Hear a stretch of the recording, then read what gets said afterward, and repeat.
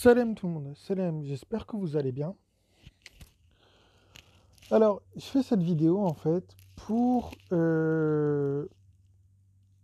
faire remarquer un petit truc qui se passe absolument en vérité dans tous les domaines. Et en fait, j'ai remarqué ça hier en fait. C'est bête parce que j'aurais dû remarquer ça avant. Alors que ce soit dans la religion, qui est le sujet principal de cette chaîne, enfin quand je dis sujet principal, c'est-à-dire qu'on utilise le Coran. Voilà, déjà, enfin, on analyse évidemment le Coran, mais on l'utilise aussi pour essayer un peu de juger ce qui se passe autour de nous, parce que c'est quand même le but du Coran. Le Coran, c'est pas un roman. Le Coran, c'est un outil. Euh, il y a un truc, il y a un véritable problème intellectuel à tous les niveaux. À tous les niveaux. Alors, je vais parler de religion, de médecine et de droit, parce que le droit, c'est mon domaine. La médecine, j'y m'y intéresse. J'avais commencé déjà à m'y intéresser quand le docteur Salim Laibi avait conseillé à l'époque, je crois il y a une dizaine d'années de ça, protocole de prévention contre le cancer du docteur André Guernez. C'est par là que j'avais commencé à m'intéresser à la médecine et on va aussi parler de dîne. Alors, il y a un point commun entre ces trois domaines, le droit, la médecine et le dîne, l'islam. Le problème, c'est que les gens ne se positionnent jamais par eux-mêmes. Dans ces trois domaines, c'est ce que j'ai remarqué. C'est ce que j'ai remarqué. Même en matière économique. Mais bon, l'économie, voilà, on sait que c'est. Enfin, voilà, c'est un peu particulier l'économie. Mais même en économie, et même sur le fait économique. Mais bon, l'économie, c'est une affaire aussi de spécialistes, on va dire ça comme ça. Mais le droit, c'est censé être l'affaire de tout le monde. Même l'économie, hein, quelque part, oui, l'économie, normalement, tout le monde devrait s'intéresser à l'économie. Mais le droit, ça devrait être l'affaire de tout le monde. La religion, ça devrait être l'affaire de, enfin, pas que des religions en tout cas, mais surtout des croyants. Et la médecine, ça devrait être aussi l'affaire de tout le monde, parce que c'est notre santé à nous tous qui se joue. Alors, il y a un point commun entre le droit, la médecine et le religieux.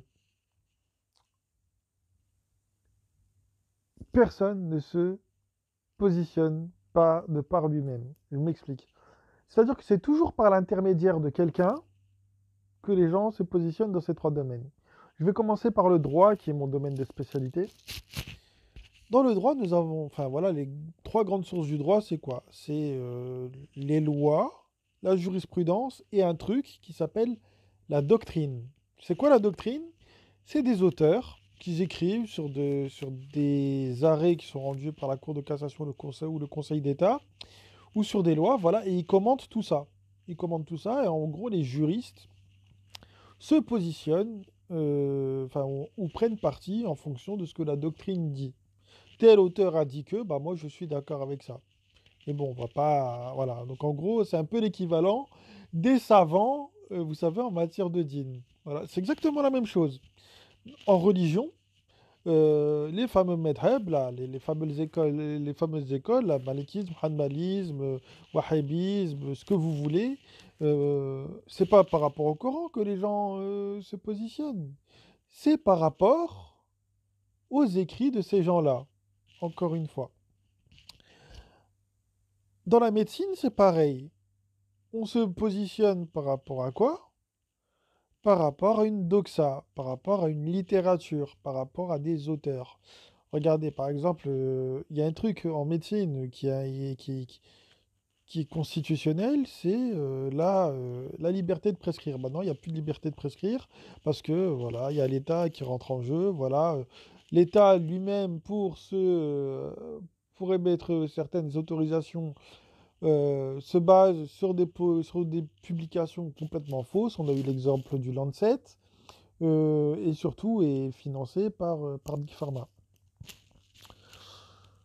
Donc déjà, nous avons ce point commun-là entre ces trois domaines. C'est-à-dire que plus personne ne réfléchit à quoi que ce soit par lui-même. plus personne ne réfléchit par lui-même. Chose que nous, en tant que croyants, on est censé faire. On est censé réfléchir par nous-mêmes. C'est pas pour rien qu'il y a un verset dans le Coran qui nous dit vous n'êtes responsable que de vous-même. C'est pas pour rien que c'est écrit dans le Coran. C'est pas pour rien que le prophète a mis ça dans le Coran. C'est parce que Dieu lui a inspiré ça.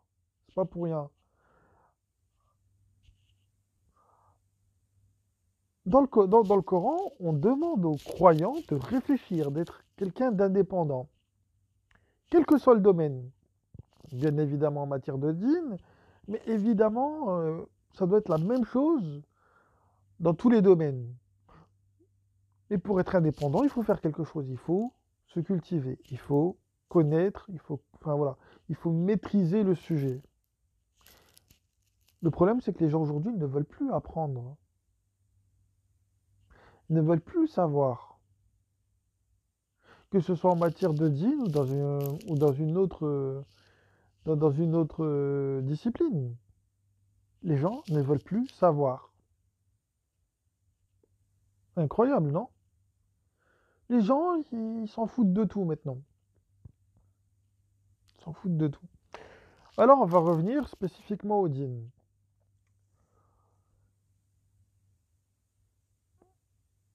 Il y a, on va clairement le dire, un appel à la censure en ce moment, en tout cas, qui a été fait voilà, sur le net, notamment par des imams ou des conférenciers dits musulmans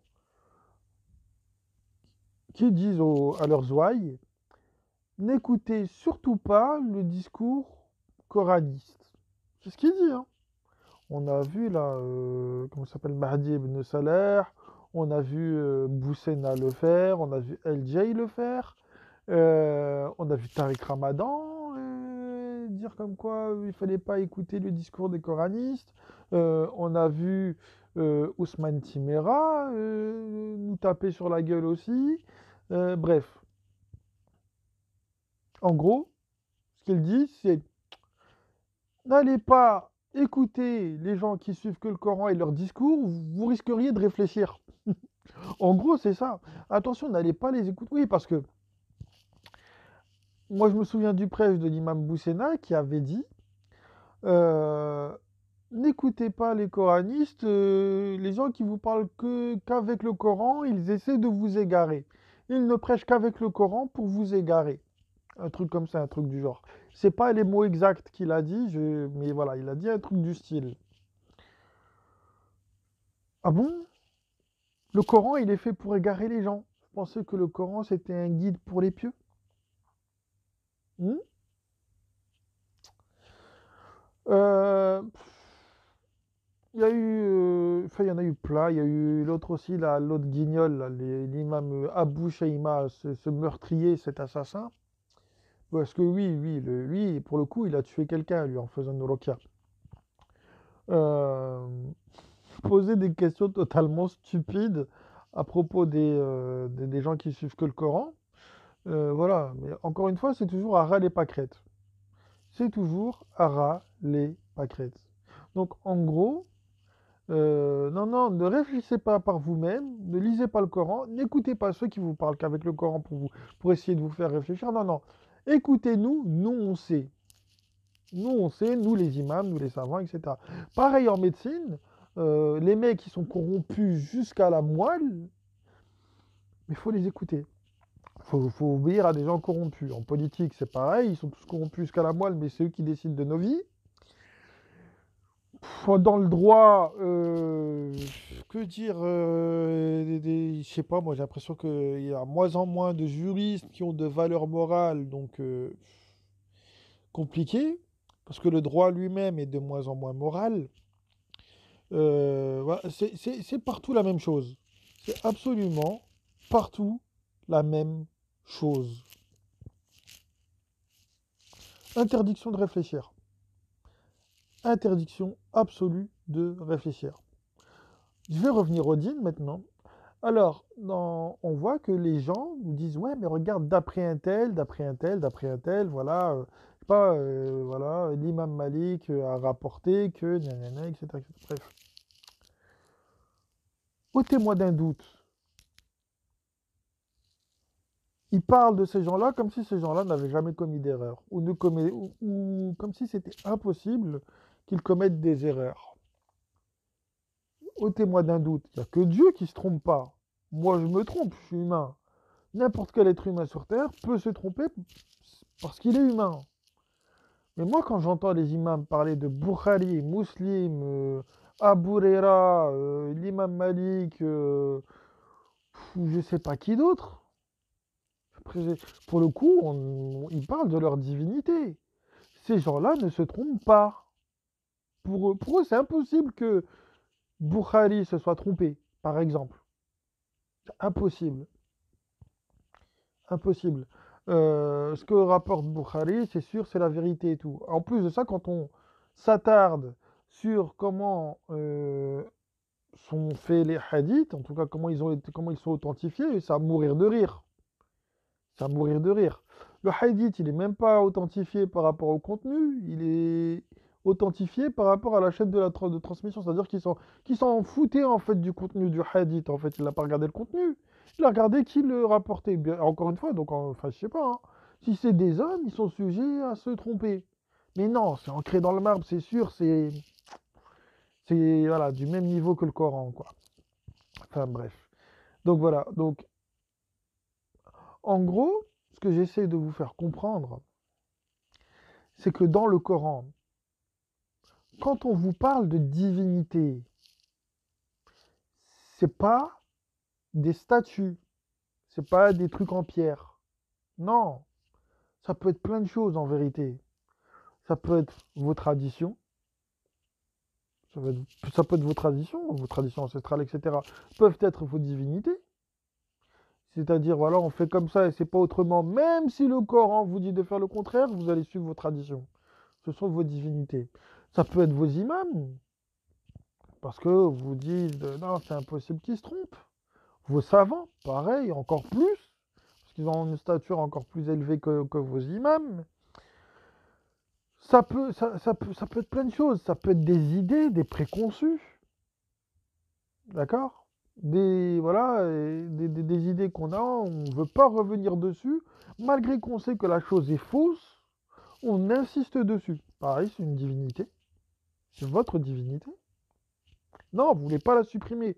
Vous voulez absolument que la chose existe, malgré qu'elle soit fausse. Et vous êtes en état de soujoud devant elle. Ah, c'est une divinité. Vous vous soumettez à cette chose fausse, malgré que vous sachiez que vous savez qu'elle est fausse. C'est une divinité aussi, c'est un ilah. C'est votre ilah, vous, pas le mien. Moi, je soujoute devant la vérité, pas devant le mensonge. Et la vérité travaillée, c'est-à-dire quand je parle de vérité travaillée, c'est une vérité, voilà, que j'ai vérifiée, etc. Voilà, où j'ai travaillé par moi-même, où j'ai des arguments qui montrent que c'est la vérité, etc. Donc en gros, voilà, ça nous amène à quoi? Ça nous amène au shirk. Et le shirk, c'est pas qu'en matière de djinn. Le shirk, c'est dans tous les domaines.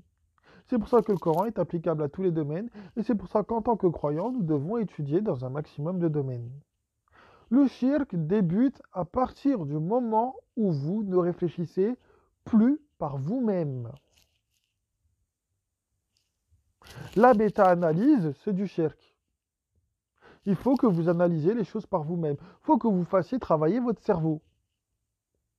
La méta-analyse, c'est l'analyse d'une chose, d'accord? L'analyse d'une chose rapportée par quelqu'un, voilà, et on valide les propos de cette personne-là sans même vérifier les données. C'est le problème notamment de la big data en médecine, par exemple. Par exemple, voilà. C'est les analyses de big data, c'est des données qu'on n'a pas été vérifiées, mais on établit des vérités à partir des données non vérifiées. Magnifique, magnifique, bravo les mecs, bravo, bravo, bravo. Et ouais, ah là là, incroyable, incroyable. Non mais sérieusement, on vit une époque incroyable. Donc retenez bien cette idée-là.